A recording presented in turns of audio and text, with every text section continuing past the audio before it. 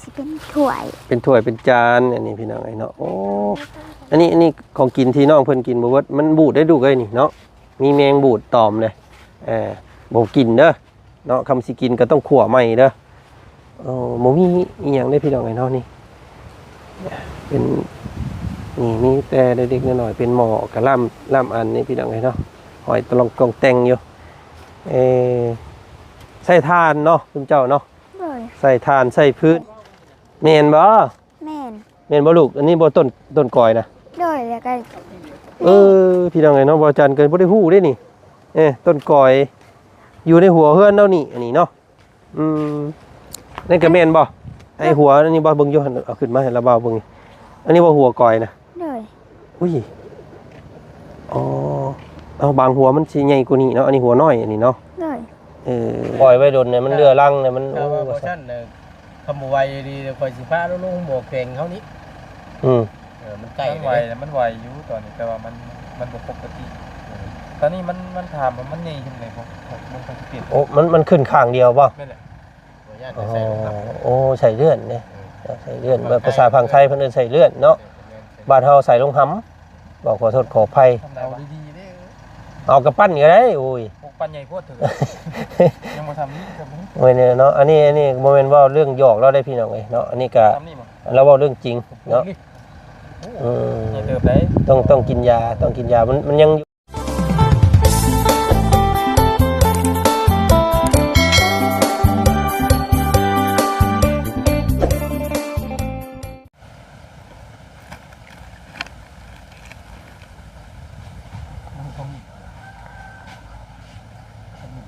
เนาะตัดภาพบรรยากาศมาทางพี่พี่น้องเลยบาทนี้ไปปล่อยสัตว์ไปทำบุญอยู่วัดอยู่ว่าเรียบร้อยเนาะพาลูกสาวออกมาทำบุญเมื่อกี้นี้พี่น้องเลยก็เลยเข้ามาทางพี่เนาะพี่น้องเนาะทางไปครัวมิตรภาพลาวไทยมาหาอีหลาน้อย2 คนน้องอ่อนซ้อนพี่น้องเลยอ่อนซ้อนดีว่าสันเนาะการเป็นอยู่ของพวกเพิ่นพี่น้องเลยตอนนี้ก็เห็นทางซ่องเบาลี่เพิ่นกำลังระดมเนาะอยากหาที่หาทางให้อยู่ว่าสันพี่น้องเลยกับครอบครัวนี่เนาะเห็นเพิ่นประกาศขายดินพร้อมบ้าน200,000 กว่าบาทพี่น้องเลยป๊าดโธ่เนาะก็จักสีแนวใดจักมีงบเท่าใดแล้วเดี๋ยวนี้ก็ทางเบาลี่เพิ่นก็แจ้งในช่องเพิ่นนะพี่น้องเลยเนาะทางบ่จันก็มาซอยแต่งบซื้ออุปกรณ์การเฮียนมือก่อนเนาะเข่ากระสอบนึงพี่น้องเลยเข่านี่เพียงพอแล้วแหละบาทนี้เนาะเพิ่นกินบ่ทวงบ่ทันพุ่นแหละพี่น้องเลยยันมอดกินก่อนเนาะก็ว่าสิระดมซอยเพิ่นก็มีแต่โฮมกันเนาะไว้ซื้อดินซื้อดอนตอนเนี้ยให้ทางครอบครัวน้องเพิ่นว่าซั่นพี่น้องเลยเนาะตอนนี้ก็แสงแดดแผดเผาแล้วมื้อนี้พี่น้องเอ้ยเนาะ2 มื้อแล้วแสงแดดเนาะจ้ะก่อนอื่นเด้อพี่น้องเอ้ยเนาะกับทักทายเด้อเนาะทักทายสบายดีพ่อแม่พี่น้องเนาะหมู่เพื่อนกันสุขคนเจอกันอีกคือเก่ากับบ่าวจันพี่น้องเนาะก็มื้อนี้มาเยี่ยมมายามถามข่าวเบิ่งพี่น้องเอ้ยเนาะก็ถือว่านับมื้อถอยหลังมาแล้วกับวันที่จะเปิดโซเคียนเนาะพวกน้องเพิ่นกับผู้หนึ่งอยู่ป.3 ผู้หนึ่งอยู่ป.4 พี่น้องเลยเนาะถ้าได้รับการศึกษาดีๆน้องเพิ่นก็คือสิสลัดลักแหลมอยู่เพราะว่าเป็นเด็กน้อยที่กล้าเว้ากล้าจากล้าค้ากล้าขายพี่น้องเลยเนาะก็เพียงแค่ยังขาดที่รักพักพิงเนาะแรงพักพิงที่มั่นคงพี่น้องเลยเห็นทางบริเพิ่นก็เว้าอยู่ว่าถ้าไปซื้ออยู่เขตดินจัดสรรเนาะเขตบ้านดงนาค่ำหรือว่าบ้านท่าดิงหั่งพุ่นก็สิบ่นักปานใดว่าซั่นพี่น้องเลยแต่ว่าถ้าซื้ออยู่เขตนี้เนี่ยบ่ว่าแล้วพี่น้องเลยเนาะมันเป็นเขตเศรษฐกิจแถวนี้พี่น้องในเมืองเนาะมันก็เป็นด้านขัวมิตรภาพพี่น้องเนาะเป็นเขตอุตสาหกรรมมาสั้นๆมันก็บ่ว่าแล้วเรื่องแพงเนาะดินดอนตอนหญ้านะพี่น้องมีแต่พวกนายทุนทั้งนั้นเลยแถวนี้พี่น้องเลย ดินบ้าหนึ่งเนาะหรือว่าตารางเม็ดหนึ่งมันเกือบหลายล้านกีบว่าซั่นซะพี่น้องเอ้ยเนาะจังใดก็ขอให้ทางครอบครัวของน้องเพิ่นได้ที่พักพิงเนาะได้แดงพักอาศัยที่มั่นคงด้วยกันพี่น้องเอ้ยทางบ่จันทร์กับมื้ออื่นเด้อพี่น้องเด้อพากันเดินทางขึ้นไปผู้แลสาวน้อยเลี้ยงงัวเนาะทางนั้นก็รอสังกะสีอยู่เห็นทางลุงหนวดเพิ่นกำลังเบิ่งงานถ่าอยู่ทางนั้นก็ได้มีอยู่2เคสหลักๆที่จะขึ้นไปในรอบนี้เนาะบ้านเก้งไข่กับน้องวัดใจเฮือนเราลนเฮือนเราเพมื้อนั้นพี่น้องเอ้ยล่มเนาะบ้าเด้อหมูบตูบพูบจักเราไปอยู่ไปเช่าอยู่ไสตอนนี้พี่น้องเอ้ยเดี๋ยวไปซอยกันทั้งนั้นอีกพี่น้องเอ้ยเนาะเฮือนฮักแล้วน้องวัดใจเพิ่นก็ได้ ไปซะเนาะพี่น้องเข้าไปทักไปทายน้องเพิ่นก่อนมื้อนี้ตามคำมันสัญญามื้อก่อนนะน้องเพิ่นว่าอยากมักไม้ว่าจันก็ได้ซื้อมาให้มื้อนี้เนาะเพิ่นเฮ็ดอีหยังอยู่น้องเพิ่น2คนคือเก่าพี่น้องเอ้ยไปเข้าเบิ่งเข้าชมนํกันเนาะเนาะไปพี่น้องเอ้ยก็เข้ามาทักมาทายเบิ่งน้องเพิ่นก่อนมื้อนี้ป๊าดโตเป็นผู้หญิงเด็กน้อยได้พี่น้องเอ้ยเนาะอยู่เฮือนลำพัง2คนแต่ว่าพวกน้องเพิ่นก็อยู่มานี่เป็นเกือบปีแล้วว่าซั่นพี่น้องเนาะนี่โหยเหมาะห่อแหกน้ำในก็ลำบากหลายได้พี่น้องเอ้ยเนาะล้างถ้วยล้างบวงแต่ละเทื่อถ้าว่ามีผลขาดนี่ต้องได้ไปหาบต้องได้ไปแก้เอาน้ำจากทางอื่นเนาะมาใส่มาอาบเนาะเวลาถ่ายเวลาอันนั้นก็เข้าป่าพี่น้องเอ้ยใส่ป่าเป็นที่ปลดทุกข์เนาะแต่ว่ามันก็ใครอยู่หรอกยังอุดมสมบูรณ์อยู่ทางนี้พี่น้องเอ้ยไปทางใดเนาะมื้อนี้เนาะใส่เด้พี่น้องเอ้ยตสบายดีน้องล่ะพี่น้องเอ้ยเนาะตกำลังจูพื้นจูไผ่กำลังสิเฮ็ดกินอีหยังเนาะนี่เนาะฮะเฮ็ดกินหยังมื้อนี้แล้วว่าฟังเสียงแน่พี่น้องเอ้ยเนาะอยู่กัน2คนอีกแล้วพ่อแม่ไปทางไหนดิมื้อนี้แม่ไปเฮ็ดเวียกมาแต่ละเทื่อยังบ่ทันเห็นพ่อเจ้าจักเทื่ออยู่พี่น้องเอ้ยเนาะได้ยินแต่ว่าแม่เจ้าว่าเพิ่นเป็นคนบ้านเดียวกันกับละบ่าวว่าซั่นเนาะยังบ่เห็นหน้าเพิ่นจักเทื่ออยู่เนาะเห็นแต่ในช่องของวอลลี่เพิ่นพี่น้องเอ้ยพ่อเจ้าเนาะกินข้าวแล้วบ่ลูกมื้อนี้กินแล้วมีอีหยังเฮ็ดหยังกินนี่ปลากระป๋องกับปิ้งตับเนาะพี่น้องผู้ไฟเพิ่นเนาะเพิ่นจุอยู่นี่พี่น้องเฮ็ดกินอยู่นี่เลยนี่เนาะมื้อนั้นมามันยังอยากสีซุ่มๆในมื้อนี้อยากแห้งแล้วมื้อนี้เนาะคักอยู่มื้อนี้พี่น้องเพราะว่าแสงแดดเนาะพอได้ตากส่งตากเสื้อได้แน่พี่น้องกลางคืนมานี่ห้องกินอยู่นี่เนี่ยมันแมวโพงหรือว่าเสือป่าบ่ออกมากินบ่ลูกมันแถวอันนี้ก็บ่เคยเห็นยังบ่เคยเห็นบ่เคยเห็นบ่แมวโพงแมวหยังยังเนาะบ่เคยตั้งแต่อยู่กับมีแต่เห็นแต่งูเลยขี้เข็บสัตว์ต่างๆงูนี่เคยเห็นอยู่เลยพี่น้องระวังนี่เนาะป่าจับนี่มีหลายสัตว์เติบมีกระรอกกระหอกกระเตได้เนาะมันลงมากินว้าวแลนอยู่ในไซว่ามือแลนตัวหน่อยมันอยู่ในกบนี่แถวนี่ก็มีโอ้พี่น้องเนาะมีฮอดแลนมีฮอดนั่นพุ่นเนาะลงมานี่เนาะพี่น้องเอามื้อนี้แล้วว่ามาหาอีกเนาะมื้อนี้เป็นครั้งที่2ที่พ่อกันพี่น้องเนาะเห็นอีหล่าเพิ่นว่ามื้อนั้นอยากกินหมากไหม้มีคนซื้อมาให้แล้วบ่เนาะอาจจะเป็นบ่อแสนบ่เพิ่นซื้อหมากยังมาให้นี่หมากมังกรมื้อนี้เราว่าซื้อ3สายพันธุ์เป็นหมากเกี้ยงแล้วก็หมากอีหยังนี่ทับทิมกับหมากองุ่นเด้อมาฝากเนาะเอาไว้กินพี่น้องเนาะหมักส้มหมักกันนั่นส้มโอบ่แม่นหมักส้มโอเนียนบ่เลยส้มโอหมักส้มโอพี่น้องนะหมูมีหยังมาต้อนมื้อนี้แวะเข้ามาเยี่ยมเมืองว่าซุมเจ้าซื้อหรือบ่เสื้อผ้าเนาะยังบ่ยังวันที่31กาสิไปซื้อล่ะสิพาแม่ไปซื้อโดยเพราะว่าเขาเฮียนเมื่อใดก็เขาเฮียนวันที่1เนาะยังอีกโดนอยู่ซั่นพี่น้องเดี๋ยวจังซื้อก็ได้เนาะ โอ้อยากเห็นชุมเจ้าใส่เสื้อนักเรียนเด้เนาะสีทรงสีงามเนาะ ในคลิปเอานิวก็อาจจะมี บ่เห็นอยู่บ่เอ้าเจ้าเคยใส่อยู่บ่นี่ เคยเพราะว่าเปานิวแล้วเอาเครื่องมาให้เลยแล้วเก็บเครื่องเงียนมาให้ เพิ่นก็เลยให้ลองเบิ่ง โดย พี่น้องเอ้ยเอาเนาะปัจจุบันนี่เนาะเรื่องที่เรื่องดินนะลูกทางระเบามาสอบถามเมืองก่อนเนาะทางบริเพิ่นเขามาแจ้งอย่างแน่มื้อนั้นคือว่าพาไปเบิ่งเฮือนบ่ โดย เฮือนพร้อมดินเท่าไหร่ก็ มีโซ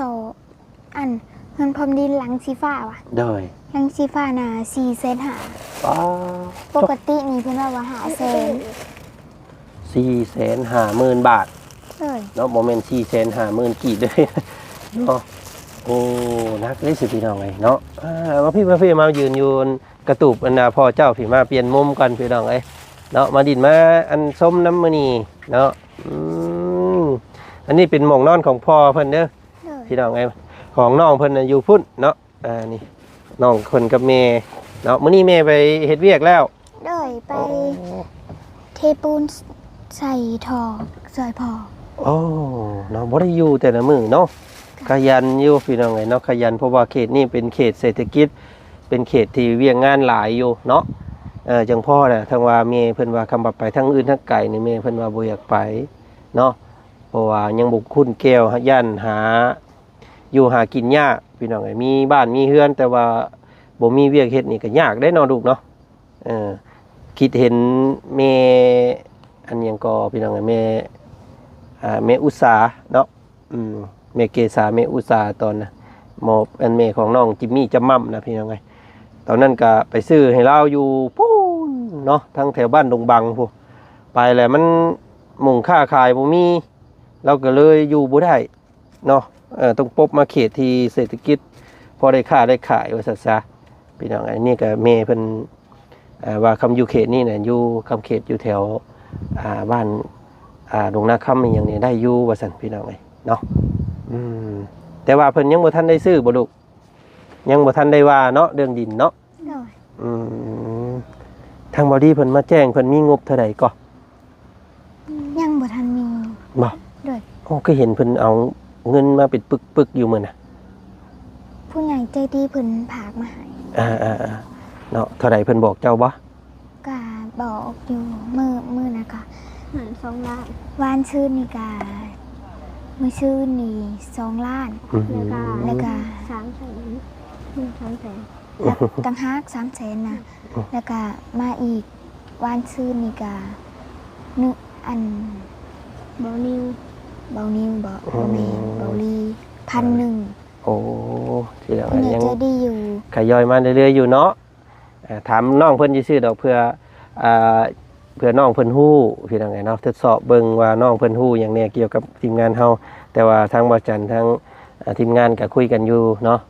เดี๋ยวทางบ่จันทักถามทางกลุ่มของทีมงานก็ฮู้อยู่พี่น้องไงเด้อเนาะใจเย็นๆนะลูกเนาะ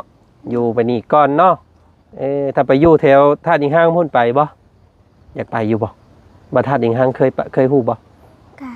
หูอยู่ เคยอยู่มันบ่ได้ไกลไปไหนได้นี่อยู่ท่าดิงห้างนี่เนาะ ติดกับเงินในครูเลย แม่นบ่อ๋อแถวดินเนี่ยนะอยู่พุ่นมันสิมีดินจัดสรรพี่น้องไงเนาะเพิ่นแบ่งขายเป็นตอนเนาะประมาณ20คูณ25หรือว่า30คูณ40นี่แหละมีหลายราคาอยู่ทางนั้นพี่น้องเอ้ยเนาะมื้อนี้ก็มาเงียบเหงาพี่น้องเอ้ยเนาะหมู่คู่เพิ่นหลายคนอยู่บ่มามื้อนี้มาจักคนเลย ประมาณ จื้อเพิ่นอยู่บ่ มีเบายาวเบาตูนบะ เบายาวว่าตูนมาคนแรก บ่ยาวบ่ตูนแล้วก็เบาบุญมันป้าเนาะแล้วก็อ้ายนี่บ่แล้วเบานี้เนาะบ่ดียังอยู่เนาะช่วงค่ำได้เพิ่นมักสิใต้ตาโคมใส่เด็กน้อยเด้เพิ่นมักยืนโคมใส่เด็กน้อย เนาะอีดังเนาะใครอยู่ฝนบ่ตกเนาะลูกเนาะอยากถามในเรื่องกันเวลาชุมเจ้าไปถ่ายไปป่าบ่ โดย เข้าป่าใช้เข็มขุดเอา โดย โอ้พี่น้อง อันแล้วว่าเห็นสังเกตเห็นน้ำเห็นในเจ้ามันคือเบิดแล้วดุเวลาน้ำมันเบิดในอันนี้เนี่ยเดี๋ยวจะไปเอาใช้มาอาบนี่ ตักอยู่สาม อยู่สางอยู่แถวพูด โอ้ไปไกลเติบบ่ เลย อ๋อต้องไปยู่เซล่อหรือว่าไปหาบเอา เลย โอ้เห็นแม่เจ้ามื้อนั้นว่าเพิ่นตักน้ำหนองในนี่มาใส่บ่มันอยู่หนองอันเขียวๆนี่นะหนองอยู่ติดๆนี่เราว่าบางมื้อก็มันขมั่งมาก็ตักเอาเราว่าพี่น้องอยู่หั่นมาอาบมาล้างถ้วยล้างบวงเนาะ นั่งถ้วยล่างบวงกะลงไปเอาอยู่พุด มึงเถื่อน้ำบ่มีกะไหนเฮาบ่ได้ไปตักอุ่นกะก็ตักอยู่ อืม ใส่หนึ่งเขานี่มึงเถื่อกะน้ำพนมึงเถื่อน้ำพนบ่กะไปตักอยู่สาม โอ้ยพี่น้องไอ้เนาะจะเนาะหนึ่งก็คือที่พักพี่น้องสองมากก็คือน้ำนี่แหละสำคัญเนาะไฟนี่ยังว่าเขาใส่แสงโซลาร์เซลล์อีกอย่างกลางค่ำกลางคืนยังพอได้อยู่หลักๆเลยคือที่พักที่พิงแต่ก็คือน้ำนี่แหละสำคัญเนาะสำคัญทุกสิ่งอย่างเลยน้ำนี่พี่น้องไปอาบไปสางร่างกายไปใส่ซักส่งเสื้อผ้าเนาะไปกินไม่ลืมพี่น้องเนาะเนาะเอาพี่น้องกันแบบชักน้อยนี่น้องเพิ่นเขาของคำเฮียนนี่มานี่บ่พบบ่พ่อได้นี่เนาะนอกจากวันเสาร์อาทิตย์ เลย เนาะเวลาจะไปของคำเฮียนนี่พวกลูกกันเอาข้าวไปกินอยู่เพิ่นบ่ได้มากินอยู่พี่ กินอยู่ ถ้ามีรถกะกินอยู่พี่ มึงเถื่อมึงเถื่อกินเขาอยู่พี่กะแหม่กะอย่างไปหับ อันไปตอนเช้าอะไรตอนเที่ยงที่เพิ่นไปรับเจ้ามากินข้าว เลย แล้วก็ช่วงบ่ายก็ไปอีกสิบ่ เลย มึงเถื่อกะกินเขาอยู่พุ่นเลย เนาะถ้าเป็นไปได้ก็กินข้าวอยู่พุ่นได้พี่น้องมันจังสบายเนาะมันจังบ่ได้ลบไปลบมาเพราะว่าไกลเติบเนาะอยู่ถนนใหญ่พวกพี่น้องโอ้ยเบิดจักกระสอบแล้วข้าวลูก กะยังอยู่ ยังอยู่บ่ เลย ก็สิโดนเติบอยู่ในข้าวนี่เนาะฮอดบ่2 เดือน3 เดือน กะอาจจะประมาณ2 เดือน3 เดือน4 เดือน ป้าโตพี่น้องเนาะพอ4 คนกินหนึงเนาะเวลาแม่เจ้าไปเฮ็ดเวียกนี่เพิ่นเอาข้าวเจ้าเองไปเองบ่หรือว่ามีคนเจ้าของงานเพิ่นเลี้ยง เอาเขาไปเอง อ๋อต้องห่อข้าวแต่เฮือนไปพี่น้องไงเนาะมื้อนี้เดี๋ยวสิพาให้น้องๆเพิ่นพาเบิ่งอุปกรณ์การเฮ็ดอยู่เฮ็ดกินน้องเพิ่นถ้วยบวงมีหลายสำใดลูกมาพาเบิ่งแหน่เนาะคือบ่เห็นหยังเลยนี่พี่น้องเนาะโอ้อันนี้บ่ถ้วยนี่ อันนี้สิเป็นถ้วย เป็นถ้วยเป็นจานอันนี้พี่น้องเนาะโอ้อันนี้ของกินที่น้องเพิ่นกินบ่เบิดมันบูดได้ดูกเอ้ยนี่เนาะมีแมงบูดตอมเลยบ่กินเด้อเนาะคำสิกินก็ต้องขั่วใหม่เด้อบ่มีอีหยังได้พี่น้องเนาะนี่เป็นนี่มีแต่เด็กๆน้อยๆเป็นหม้อกะล่ำอันนี้พี่น้องเนาะหอยตะลองกองแต่งอยู่ใส่ทานเนาะคุณเจ้าเนาะ เลย ใส่ทานใส่พื้นพี่น้ บา อง งเถื่อบ่มีเงินกะใส่พื้น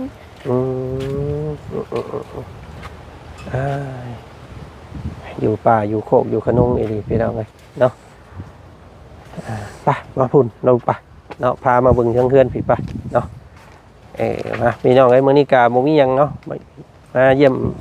น้องเพิ่นพี่น้องเลยพี่อันนี้เป็นมุงเสื้อผ้าหน้าเพเบ็ดอาบน้ำอาบในก็บ่ได้มีห้องน้ำเนาะบ่มีหยังขันเนาะ เลย อยู่อาบแบบซี่เลยพี่น้องโอ้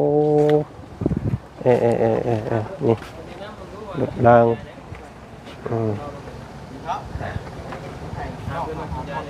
ฮะ ต้นมันเจ้าฮู้บ่อันต้นแก้วนี่ฮู้บ่เครือแก้วฮู้บ่เคยไปขุดน้ำแม่บ่ บ่ เคยเนาะอันนี้แบบนี้ได้แม่นนี่เด้เขาเอิ้นต้นหยังอันนี้ อันนี้ต้นมัน ต้นมันอันนี้โมเมนต์ต้นเกลียวอันนี้เนาะต้นเกลียวคือสิบ่แบบนี้พี่น้องไอ้บ่จันก็ยังบ่ทันฮู้คือกันว่าเกลียว ก้อยบ่ ต้นกอยนะ เด้ ไผอันนี้บ่ เลย แม่นบ่ แม่น แม่นบ่ลูกอันนี้บ่ต้นกอยนะ เลยแล้วก็ พี่น้องไอ้เนาะบ่จันก็บ่ได้ฮู้เด้นี่ต้นกอยอยู่ในหัวเฮือนเนาะนี่อันนี้เนาะนั่นก็แม่นบ่ เลยอันนี้สิเป็นหัวแม่ขุดบ่เบิด โอ้นี่พี่น้องไงเนาะจะแสดงว่าแถวนี้กอยหลายเด้อ มันก็นั่นแหละ ใส่หัวอันนี้บ่เบิ่งอยู่หั่นเอาขึ้นมาให้ระเบาเบิ่งอันนี้บ่หัวกอยนะ เลย อุ้ยอ๋อเอาบางหัวมันสิใหญ่กว่านี้เนาะอันนี้หัวน้อยอันนี้เนาะ เลย เออ เด้หัวมัน โอ้ แต่ เบิ่ง มันเน่าแหละมันเน่า เน่าไปเลย ตัวนี้มันเน่าแล้วตัวนี้โอ้แสดงว่าโคกอยู่หม่องแล้วอยู่นี่กอยหลายเด้อพี่น้องเอ้ยเนาะกอยหลายอันนี้มันอันน่ะกอยเฒ่าแล้วเนาะ กอยเฒ่าแล้วพี่น้องเอ้ยเนาะพี่น้องเอ้ยก็มาเยี่ยมมายามน้องเพิ่นก่อนมื้อนี้มาดินอยู่เฮือนอยู่ซ่านเนาะต่างเป็นหมู่น้องเพิ่นพี่น้องเอ้ยเนาะมาดูมายืนเฮียงกันแล้วว่าสิไปปะได้บัดนี้เนาะมาไวไปไวในมื้อนี้พี่น้องเอ้ยเนาะรู้สึกปลอดภัยอยู่ว่าพวกระบาวเข้ามาหานี่ เลย เนาะบ่เหงาเนาะโทรศัพท์บ่ได้มีดินบ่ซุมเจ้า2คน บ่ โอ้เฮ็ดยังคืออยู่แต่ละมื้อพากันดินนี่เลยอยู่ กะหยอกกัน หยอกกันดินพอได้แต่เว้ากันคุยกันนี่เนาะ เลย บ่มีโทรศัพท์ดินเนาะน้องเพิ่นแสดงว่าน้องเพิ่น นี่เครื่องขายเครื่องเอาโอ้ยพี่น้องไงเนาะดีแหละพี่น้องดินโทรศัพท์หลายสิติดเกมติดโซเชียลหลายเดี๋ยวมันบ่อยากเฮ็ดเวียกเฮ็ดงานบ่อยากเฮ็ดการบ้านเด้เนาะใหญ่สักหน่อยก่อนจังเอาโทรศัพท์เนาะ พี่น้องเอ้ยเอาเนาะเดี๋ยวมื้อหน้ามื้อในเราเอาสิมาหาใหม่เด้อ เลย เนาะมื้อนี้ไปทางอื่นต่อก่อนเนาะถามนี้อหยังคืบหน้าเกี่ยวกับเพื่อนกับบ้านกับดินก็เดี๋ยวสิเข้ามาหาเนาะ เลย ขอให้มีบ้านเด้อเนาะขอให้มีดินสมสิ่งที่น้องเพิ่นวาดหวังพี่น้องไอ้น้องเพิ่นว่าอยากได้หยังเฮงกว่าหมู่ในชีวิตน้องเพิ่นว่าอยากได้ดินอยู่เนาะเพราะว่าบ่อยากยกอยากย้ายไปทางอื่นแล้วพี่น้องอยากปักหลักอยู่นี่เนาะขอให้สมพรความคิดเด้อเนาะ เลย เอานี่แต่ขอบใจป้าลุงเนี่ยที่เบิ่งเจ้านี่เนาะเพิ่นเบิ่งหลายได้นี่เพิ่นส่วนหลาย FC อยู่ทางฝั่งไทยได้ป้าลุงนี่เนาะป้าลุงหลายเพิ่นให้กำลังใจเนาะเพิ่นว่าโอ้ยซอยอีหล่าเพิ่นนี่เด้อว่าซั่นเนาะขอบใจเพิ่นนี่ลูก ขอบใจ อยู่ดีมีแฮงเด้อซั่นเนาะอวยพรให้เพิ่นนี่ดู พ่อเป็นบ่ เขาให้อยู่ดีไม่แห้งให้ร่ำให้รวยให้โชคให้หมานปรารถนาสิ่งใดให้ได้สิ่งนั้นสาธุ โอ้เนาะเสียงผู้นี้เสียงแหบๆผู้นี้เสียงใสๆผู้นี้ถ้าห้องเพลงนี่สักสิเก่งเนาะเวลาครูอาจารย์เอิ้นออกไปกระดานแต่ละเทื่อเพิ่นให้ห้องเพลงอยู่บ่ ห้อง เจ้าห้องเป็นบ่ กันเป็น เพลงยังเจ้าห้องนำอันไปลาเพิ่นห้องออกกระดานเพลงหยังเพลงลาวบ่หรือว่าเพลงไทย ในครูบอกว่าโรงเรียนเฮาก็ต้องห้องเพลงลาวบ่ให้ห้องเพลงใด โอ้ กฎมันเป็นแนวนั้น เพิ่นกดคือการพี่น้องตอนสมัยทางบ่จันเฮียนตะกี้ก็ถ้าว่าเป็นกิจกรรมเกี่ยวกับอยู่ในโรงเรียนนี่เวลาออกกระดานเฮาต้องห้องเพลงดาวเนาะ เลย เพลงยังเจ้าห้อง ลืม ห้องเป็นอยู่บ่ยังเว้าซื่อไปจักอันนี้พี่น้องเนาะเสียงทรงซีดีอยู่เด้เนาะผู้นี้พี่น้องเสียงแหบ ภาษาในครูศิลปะดนตรีในครูเปิดเพลงไทยทางหนัง เอามือหน้าคิดเพลงให้ได้ก่อนเด้อเดี๋ยวเราว่าสิให้ร้องเพลงให้ฟัง เลย เนาะมื้อนี้ให้น้องเพิ่นเกียมตู่ก่อนพี่น้องไปสบายดี สบายดี เดี๋ยวเอาโอเคมื้อหน้าสิมาดินน้ำใหม่เด้อไปพี่น้องเอ้ยเนาะขอบใจได้หลายเนาะไปพี่น้องเอ้ยเนาะก็มาเยี่ยมมายามน้องอ่อนซ้อนพี่น้องเอ้ยมื้อนี้เนาะน้องอ่อนน้องซ้อนเนาะอยู่นี่แหละว่าซั่นใกล้สิมีข่าวๆเรื่องเล่าดีๆเข้ามาพี่น้องเอ้ยเนาะก็ขอให้น้องเพิ่นมีที่มีดินไว้พี่น้องเอ้ยเนาะทาง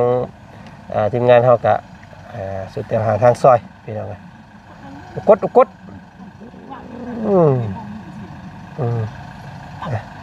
การหลายคนอยู่มาเยี่ยมมายามพี่น้องเอ้ย ห่วยไปยิงเพิ่นได้เนาะ ก็โปรดอยู่นะ ว้า จับง่าอันเห็นบ่ไม่รังบ่บ่อันไม่มันลอยขึ้นนี่ไม่รับนั่นน่ะนั่นกดโปรดอยู่นก ง่าขึ้นแปลงสิเด้ก็ไม่รังเลยเดืองนั่นเอ้ยนั่นแหละเฮ็ดมันต เอาไปป้าก่อนเด้อเถอะเด้ออยู่นี่เว้าซึมเจ้ามื้อนี้ เมื่อแล้วขึ้นหน่อยก็ออกแล้วบ่จันเด้ มานำกันคันเดียวป่ะ แม่นแล้วครับเพิ่นมื้อเช้านี่ โอ้เนาะเป็นนี่ไดเนาะเจ็บหงเจ็บหำเฮานะ เด้ว่า ไปหาหมอได้เลย ประเทศแล้วปืนนี่ เนาะเห็นป้าลุงเพิ่นคอมเมนต์มาหลายเด้เขาบอกจะบ่เห็นเรื่องดินได้ว่าซั่น แม่น ปล่อยไว้ดนเนี่ยมันเรือรังเนี่ยมัน ถ้าว่าบ่ซั่นน่ะคำไวดีค่อยสิพาลุงบ่แข่งเฮานี้ มันใกล้ไวแล้วมันไวอยู่ตอนนี้แต่ว่ามันบ่ปกติตอนนี้มันถามว่ามันใหญ่ขึ้นเลยบ่มันต้องเปลี่ยน โอ้มันขึ้นข้างเดียวป่ะ แม่นแหละบ่ย่าน อ๋อ ใส่ครับ โอ้ใส่เลื่อนเนี่ยใส่เลื่อนภาษาพังไทยเพิ่นเอิ้นใส่เลื่อนเนาะบ้านเฮาใส่ลงหำบอกขอโทษขออภัย เอาดีๆเด้ เอากระปั้นก็ได้โอ้ย พวกปันใหญ่โพดถึงยังบ่ทำนี้ทำนี้ โอ้ยเนี่ยเนาะอันนี้บ่แม่นว่าเรื่องหยอกเราได้พี่น้องเอ้ยเนาะอันนี้ก็ ทำนี่บ่ เราเว้าเรื่องจริงเนาะ อย่าเติบได้ ต้องกินยามันยังอยู่ในระยะต้นอยู่เฮากินกินยามันสามารถขึ้นได้อยู่ถ้าว่ามันดนไปแล้วนะมันลงไปหลายเลยเจ้าเห็นบ่น้องอันบ้านอันนงแดงนะเจ้าก็เคยสัมภาษณ์น้องเพิ่นอยู่ว่าเนาะป้าน่ะอย่างนี้นี่พี่น้องเอ้ยตะลาย ลองเด้อมือยัดขึ้น มือแบบคอยเนาะคอยบีบเนาะเพิ่นก็ คอยเฮาบ่อยากจับหลายครับ มันย่านเนาะ ย่านมันเจ็บมันไข้ตัวเก่าพี่น้อง อันนี้เจ็บไปดีได้บ่ได้ว่าเล่นแล้ว แม่นขอโทษ แต่บ่แม่นเจ็บอยู่แล้ว ขอโทษขออภัยด้วยพี่น้องเอ้ยเนาะเว้าเรื่องอันนี้นี่ ตั้งจักไปเรามันนี่เครื่องมันหนีบไปเจ๋งๆเลยได้ก็ยังว่า เนาะหาแพทย์หมอเพิ่นอยู่นำแพทย์หมอแล้วบ่ยาวเอ้ย มันมีผู้น้องเคยอยู่ไทยผู้กรมเพจของไทยเราก็เคยเป็นแบบเดียวกัน เดี๋ยวเราไปเฮ็ดนี่ได้จังเซา เป็นไปหาหมอไปบอกแต่ เอายา น้ำเสื้อบวกแห้งๆเลย โอ้ อันนี้คือการคล้ายๆเดียวกับอันคนคอมเมนต์มาเลยส่งมาเอาละวันเลยเหมือนว่าต่อไปนี่ เฮาสิแบบว่า เสื้อเฮาสิออนเอแล้ว เพราะว่ามันไปต้องไปซูนทอของน้ำเสื้อเนาะ ก็เลยขอโทษเลยพี่น้องทุกมื้อนี้เมียข่อยก็บ่ได้กินยาเลย โอ้บ่ได้กินยาแต่ว่าประจำเดือนมาปกติคือเก่าโอ้แสดงว่ามีผลอยู่ได้ซั่นพี่น้องเนาะ เมียข่อยยังไงเราก็บ่ได้กินหรอกแต่ว่าก็ยังคือว่ายังบ่ได้ติดต่อมลูกหมากน้ำมันก็แม่นในน้ำเชื่อบ่แข็งแห้งนะเสื้อบ่แข็งแห้งลูกหมากอักเสบเนาะทอทรงอักเสบมันก็มีส่วนอยู่ได้พี่น้องเอ้ยก็ให้แพทย์หมอเพิ่นนั่นแหละอยู่นำแพทย์หมอเพิ่นได้บ่ยาวเด้อเนาะเดี๋ยวยังมาเบิ่งอาการน้องอันบ่ยาวเพิ่น ทำอื่นก่อนซะพี่น้องเอ้ยเนาะก่อนมันนี่เป็นยังข่อยคือยังบ่ไปท่านมีเงินตรวจเรื่อง มื้ออื่นเงินออกเนาะวันจันทร์พี่น้องเอ้ย จากโฆษณา YouTube นี่แหละ พอได้หาอะไรซิปพอได้ปินได้ปัวเจ้าของเนาะก็เอาเป็นกำลังใจ ถ่ายเงินได้ดิ ใจเลยอยากไปเลย ใจอยากไปแล้วใจนะ แต่ผมมีเงินเยอะ ก็ว่าเรื่องเงินนั่นแหละเนาะไปคลินิกยิ่งเบิดหลายพี่น้องเอ้ย แพงจะได้ ไป กวดอีกเดย์ผม อยากเห็นบอดี้อยู่นี่ เป็นอะไร เอามีแต่นางขาแล้วอยู่นี่ได้ครับบ่ดีช่วงค่ำ นั่งใส่ โอ้ยเนาะเอาพี่น้องเอ้ยเนาะสู้ๆเด้อบ่ยาวเด้อพี่น้องทางว่าจันทร์อันน่ะพาลูกไปดินก่อนดินแถวหิมของพุ่นน่ะสิกลับพี่น้องมื้ออื่นว่ากันเดินทางเอากัน เรานั่งสักหน่อยก่อน โอเคไปพี่น้องเอ้ยเนาะมาเยี่ยมมายามน้องอ่อนซ้อนเพิ่นมื้อนี้ก็จักไปฮอดชัยแล้วมีแต่ว่าลีคนเดียวเนาะที่ว่ามีงบบ่เนาะงบสมทบเรื่องที่เรื่องดินนะก็จักไร่เท่าใดจักสิเอาอยู่ไสจักสิมีการสร้างหรือว่าการซื้ออยู่ไสก็เดี๋ยวติดตามเนาะพี่น้องเนาะคลิปนี้ก็สบายดีเด้อเนาะบัดทุกคนพี่น้องเอ้ยเจอกันใหม่ไปเนาะ